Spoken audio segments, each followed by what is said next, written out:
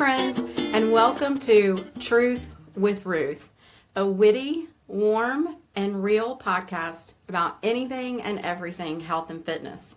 I'm your host, Ruth Edwards, joined by co-host Evan Edwards. Today's episode is our very first. I think we're excited, but we're also nervous. So what we're going to do today is spend the time introducing ourselves so you know who we are, where we come from, and why we're here. Okay, well, I guess I'll get started first. Ruth here, to my right, otherwise known to me as Mom, is our lovely podcast host. I think I will be acting more as MC in this space. Just a little about me. I recently graduated from the Savannah College of Art and Design. I have been volunteered to be the creative director of this podcast. Yep. So I'll be doing some work behind the scenes and also kind of, as I said, an MC to keep things together. Probably to keep me on time, because the challenging part will be for me to keep this under 20 to 30 minutes, but that is the goal. Well, thanks, Evan. You and I share a similar sense of humor, and you make me laugh. You keep me on my toes with some insightful, deep thoughts, and you always remind me to look for beauty wherever I go. So I think he's the perfect choice as a co-host. Because I'm beautiful. And for our listeners out there, you can imagine just whatever you find beautiful. That's what I am for you. All right, so a little bit about me. One of my really good friends has described me as her crunchy, bougie friend who loves Jesus. So there it is in a nutshell. I'm a little crunchy, or what used to be called granola. Back in the 80s and 90s, we called it granola. Compared to most Americans, though, I'm probably a lot crunchy. It just depends on who you ask. I still get my hair and nails did, and I like to look pretty, so there's the bougie part. I am a believer. Jesus Christ is my Lord and Savior. So yes, that is one of the main lenses that I see things through, or where my point of view comes from. Does that mean that every topic we tackle here will be found in the Bible, or that we'll have very clear instructions about it? No. Doesn't mean that it might come up in discussion as we search for truth in various topics related to health and fitness. Yeah. So it's one of my main lenses, and so I want you to know that. Well, I guess as an interview, and I'll interview you for our first podcast episode. Would you like to tell us more about your health and fitness background and maybe why you chose, or not chose, but how health and fitness became your passion? Yeah. All right. So we're going to go way back. I'm the youngest of 4 girls. Grew up in rural Southern Virginia in a blue-collar, hardworking family. My paternal grandma was born in 1903. So when I was born, she was 70. So she was always old. But she had a lot of vitality. I mean, she was just a few days shy of 98, and she push mowed her yard until way into her 80s. So I want to be like her when I grow up. So my upbringing has greatly influenced my point of view as well. We never wasted anything. We fixed things, a lot of DIY. We grew vegetables, canned them, froze them, put them up. We respected the land and what it provides. Family is everything. My grandparents made music. That's old-time country. Some people will say bluegrass, but there's a difference between old-time country and bluegrass. Anyway, I think that I was probably dancing as soon as I could walk. And that's where my love of movement began. Now, I was an active kid, but I wasn't really into sports. I actually was a little uncoordinated for sports. Anyway, so I danced, mainly the old time, did a little ballet and jazz and all that. I did a little gymnastics, but it was really in beginning of high school that I found a great fit in flags and rifles with marching band, because it kind of combined my love of music and some dance, but it was a little more regimented. Anyway, in college, we had a friend, we started to get hips. And so our friend who was an exercise science kinesiology major told us we had to run. Okay, because we didn't want those hips. And so I started running. And then my really good friend Kristen taught step aerobics on campus, and we had to go take her class. And then we had to try water aerobics. And then I took a weightlifting class. And then I took a class on how to teach aerobics. And I've been exercising consistently ever since. So after college, I dabbled in group fitness, teaching a few classes here and there a little bit. But then, life. So I majored in biology. Okay, there's the health, the science part, because I was going to be a park naturalist. And I did do that for a few years at a state park during the summers. Then I worked at a natural history museum, and I was the local educator, so a lot of science, nature education. Then, life happens again. I transitioned to a local CSB, that we call them in Virginia, Community Services Board, and I worked in substance abuse prevention. And then that inspired me to go get a master's degree, and that master's degree is in community and college counseling.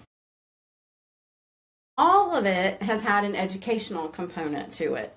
So lots of life has gone by since then, but regular exercise, fitness, nutrition, health, it's just always been something that I've really been interested in. And I like to read about it and dig more into it.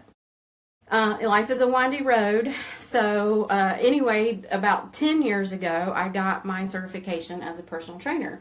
You might remember that. You were in middle school. Mm-hmm. Okay. Then right after that, comprehensive Pilates teacher training. But all along, my favorite thing to do has been to teach group fitness.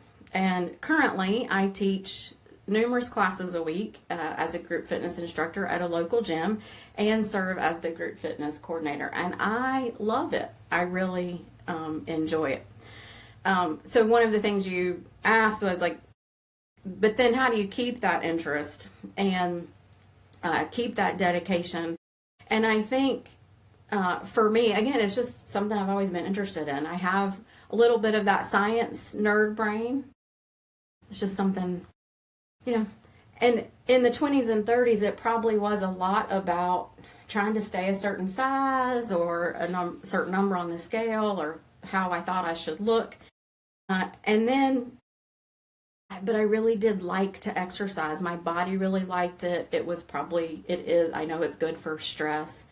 And then when you guys were in middle school, so he has a twin brother.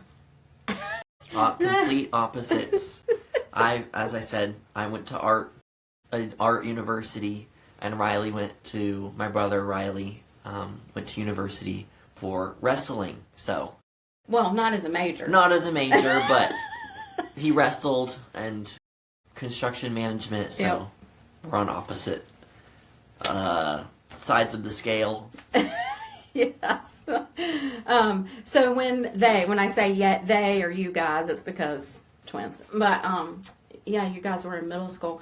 I started to I had already had a few little things, health things, even when they were younger, but it just intensified when they were in middle school for whatever reason. And that's when I really started to dig deeper into whole health, integrative, our food and how that affects us, and maybe where we should really be getting our food from, the water quality, air, fragrances, all that, because I was experiencing migraines, and the migraines were actually a little earlier than middle school, but migraines came first and then some digestive stuff later, and so that's when I really started to dig deep into that. And now that I know what I know, I have hypermobility, which means that my connective tissue is a little bit loose. And mine is not severe. However, all of my joints would be considered hypermobile. Evan has some hypermobility too. And Riley has a little bit also, but not in every joint. So, and that presents differently in everybody. But connective tissue is everything in your body. And in hindsight, me having hypermobility explains a lot of things. So even go back to me always loving to move, exercise, dance. It's because my body doesn't like to be still. Because it's actually harder for me to be still than it is for me to move around. So, anyway, and then that I have scoliosis that developed when I was 14. I mentioned digestive. I have Crohn's. Thankfully, it's mild, and I was successful in keeping it in remission. But anyway, you get the idea. Like, I have things. And so I have been fighting for my health, is what I call it. I've been fighting for my health, fighting to stay in good health, really for as long as I can remember. I've also always been just a little bit different. And if I ever write an autobiography, Evan, the title of it will be Almost Normal, but Not Quite. And then you'll have to come up with an illustration for that. Okay. I mean, I have so many examples of that. But anyway, the point is, and to answer your question, it was like I had to. I just didn't have a choice, because if I want a quality of life, if I want to stay out of the hospital, and you might remember that late middle school, early high school years, if I wanted to stay out of the hospital and be around for all your things, to not be completely crooked and bent over, I have to work hard at it. And praise God, He actually gave me an enjoyment of the exercise and digging into health topics, nerding out just a little bit. I find it fascinating. We are extremely complex beings with millions of miracles happening every second for us to just be able to sit here and talk and be alive. And it's easy for us to take it for granted. So I want to know a little bit about how it works and how it all works together. And God allows me to figure some of it out, and some of it remains a mystery. But when I get to heaven, that is my number one question. Will He just like show me a demonstration of how it all works together in our bodies? So that's health and fitness, why I meet. Yeah, why you? So I guess our next why question is, what compelled you, or why do you feel called to create a podcast? What is Truth with Ruth about? What is Ruth's truth? And what made you want to share your truths on a platform with other people? Okay. Well, again, over the course of many years, people have watched me and my health journey and my fitness journey. They've watched me figure some things out. And so friends, clients, gym members, they ask questions. Family members, they ask questions. Well, how do you know? Well, how did you? And then remember that educational piece. It's always been not like a school teacher, but just for some reason, one of my giftings is to be a bit of a teacher, an educator. So I like to share information. I mean, when you find something you love that works really well for you, you're excited about it, and it's easy to tell people about it. And that's me. I like to share. And if it helped me, maybe it'll help you. Now, it might not, but And if it'll save you a little bit of work or a little bit of digging. And then the other piece of it is I get irritated.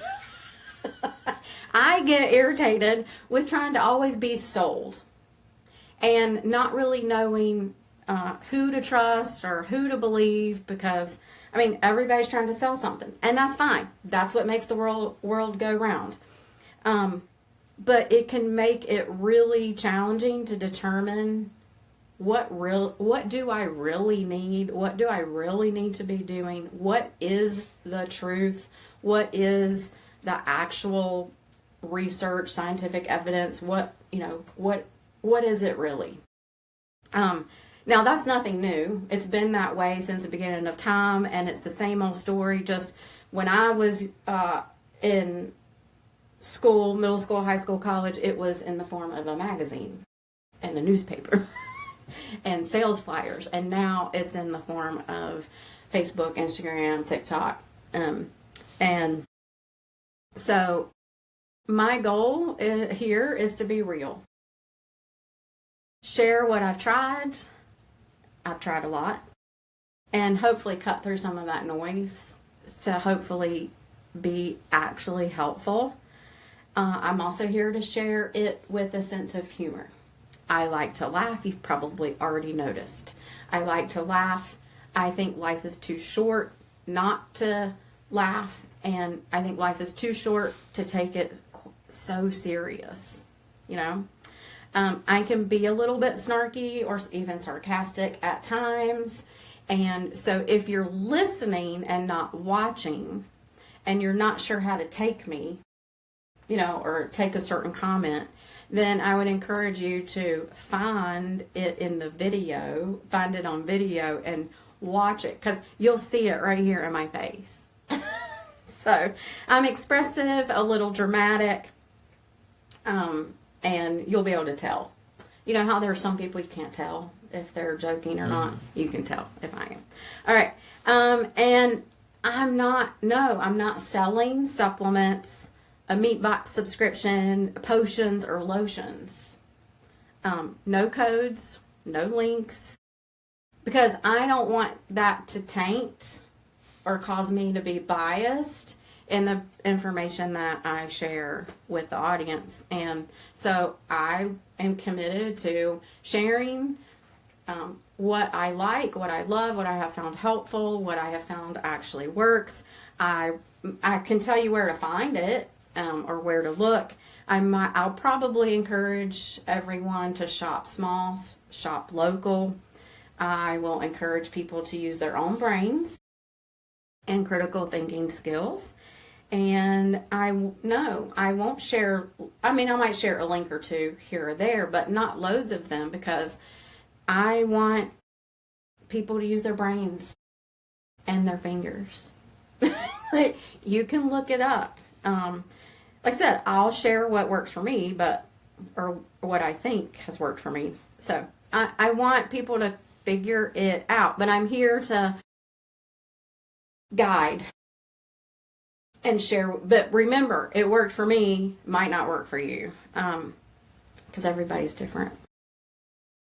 Well, you mentioned selling things, and so I guess our listeners can expect not to have to hear any ads or have this health thing or this wellness thing. You have to buy this shoved down your throat. Yeah. So what can viewers and listeners expect to be maybe sold by you? Maybe not in a monetary way, but in an ideological or knowledge-based way.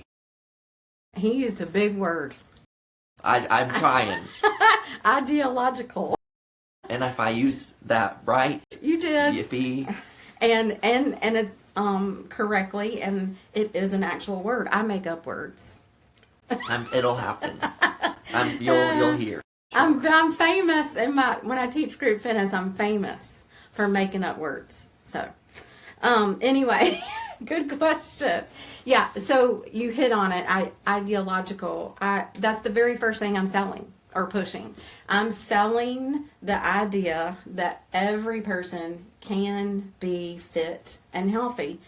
Now, how that looks and actually manifests in each person is slightly different. It's not fitness. Health is not exactly about how one looks. You cannot determine a person's fitness level by how they look. You cannot. But it's not about what the scale says. So anyway, that's the first idea that I'm selling, is that everybody, they can be on this journey. They can start where they are, and they can make progress, whatever their goals are. I'm not really selling this. Well, I guess along with me selling that is I'm here to be a cheerleader, a coach. A coach would probably be a great word, descriptive word.